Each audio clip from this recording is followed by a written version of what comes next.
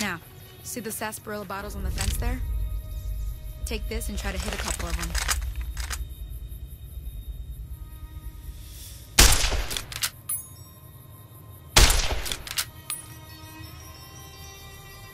That's the right idea. Look down the sight. Try crouching down and staying still. Nice shot. Well, that's a start. But I don't reckon you came to me to learn to fight sarsaparilla bottles. Tell you what, I gotta go chase geckos away from our water supply anyway. Darn critters are attracted to it. Why don't you come along? Follow me. It's just down to the southeast a short ways.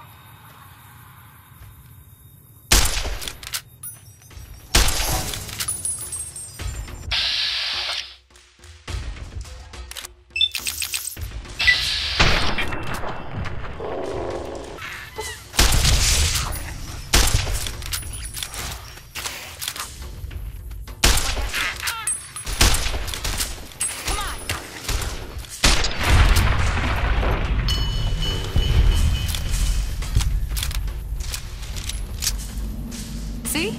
You're getting the hang of it. There's 2 more wells that still need clearing. You want, you can come along. Shouldn't take more than a couple minutes, especially with 2 of us. Come with me.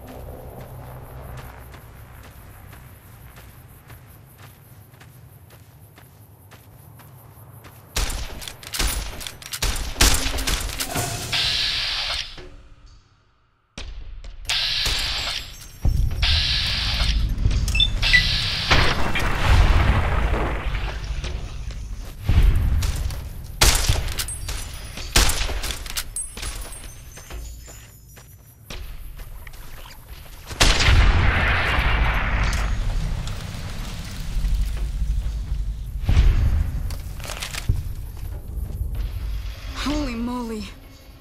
If you hadn't come here like you done, I'd be a goner for sure. I came up here to draw water, but here, you should have what I got. You look thirsty.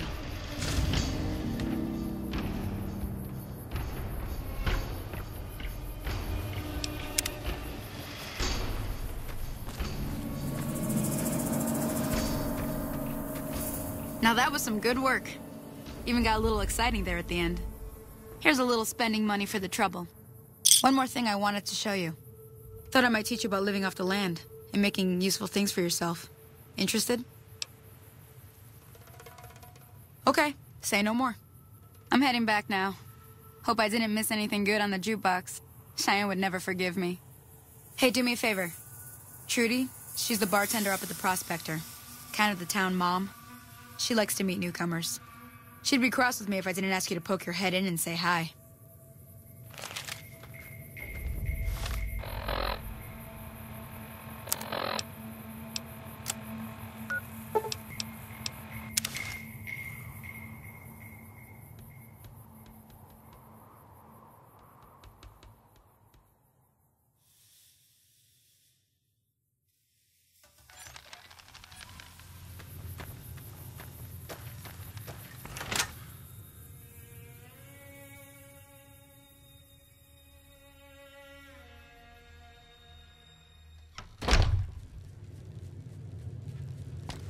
I'm done being nice.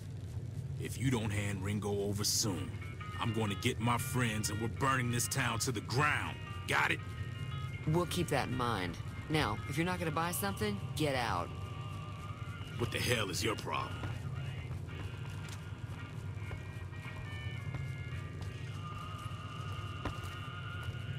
Well, you've been causing quite a stir. Glad I finally got to meet you. Welcome to the Prospector Saloon. Looks like our little town got itself dragged into the middle of something we don't want anything to do with. About a week ago, this trader, Ringo, comes into town. Survivor of an attack, he says. Bad men after him. Needs a place to hide. We figured he was just in shock, so we gave him a place to lie low. We didn't actually expect anyone to come after him. He's holed up at the abandoned gas station up the hill. Some of the others, like Sonny, will probably stand up for Ringo if he asks for help, which he hasn't. Personally, I hope he sneaks out of town one night and takes the powder gangers with him. Chain gangs, really. The NCR brought them in from California to work on the rail lines. Problem is, it turns out that giving convicts a bunch of dynamite and blasting powder isn't the best idea. It was a big escape not too long ago. Some of them stuck together so they could make trouble. That's what we're dealing with now. All right. If you were able to get Ringo out of this mess, you'd have a decent reputation around Goodsprings. I'd even set you up with a discount. Of course, helping Ringo would also make the powder gangers mad, and they've got a lot of friends out there.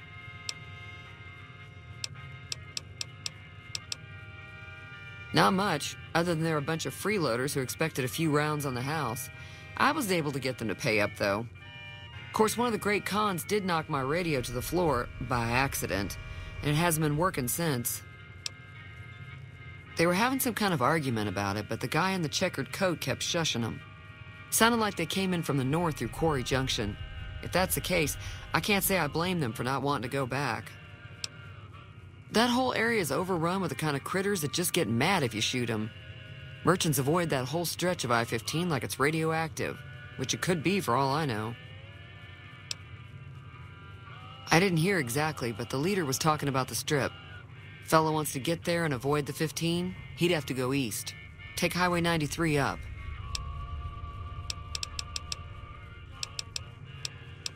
Sure, the outside looks okay, but I think something broke on the inside. There'd be caps in it for you. I do like to hear what's going on in the world, and that Mr. New Vegas seems like such a gentleman. Be careful out there.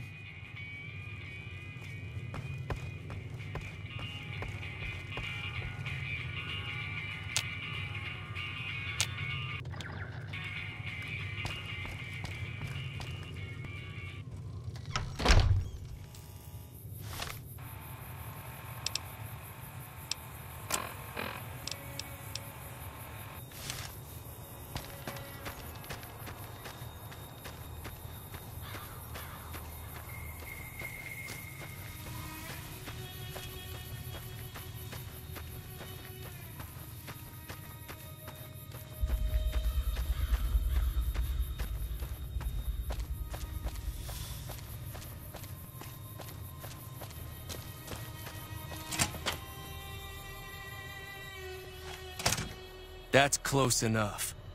Who are you, and what do you want with me? Sorry about the gun. You just caught me off guard, that's all. We got off to a bad start. What say we start over with a friendly game of Caravan? You know how to play? Yeah. He doesn't look very tough, though. I hear he's afraid I'll shoot him down from one of the windows when I see him. And he's right. I'll have a much bigger problem once his friends show up. There's no way I could handle all of them in a gunfight. I'm gonna lay low for as long as I can, assuming the town doesn't throw me to the wolves. I've got no chance against the gang on my own. We'd just end up sharing the same grave if it's just the two of us. Now, if some of the other people in town were also on board... Start with Sunny Smiles. She's been friendlier than most around here.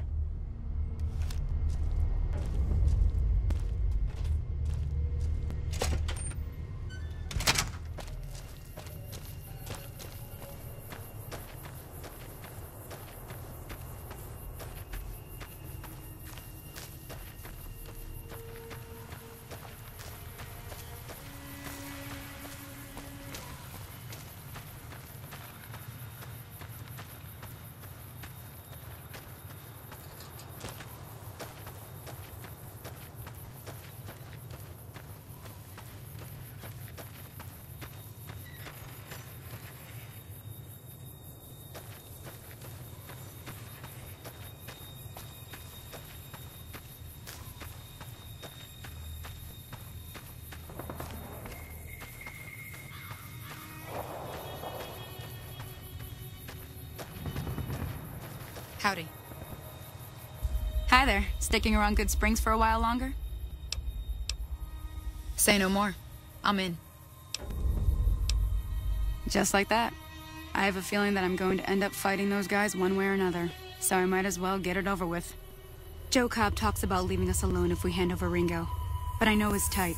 He and his friends will come after the town eventually. However, between you, me, and Ringo, we aren't exactly a force to be reckoned with. A lot of people around here look up to Trudy. If you could convince Trudy to join us, some of the folks in town might decide to help out as well. I know Easy Pete's got a stock of dynamite somewhere, and Chet just got a shipment of leather armor we could borrow. Talk to them as well. Finally, there's a good chance we'll all end up with extra holes in us, so if Doc Mitchell could cough up some extra stim packs, that'd be great. A silver tongue would help. Convincing Trudy that we had a good plan to win the fight would also help. I don't think give is in Chet's vocabulary. Even with the town at stake, he'd still make you barter with him. Easy Pete's pretty protective of his dynamite. You'd have to convince him you know a thing or two about explosives before you handed it over.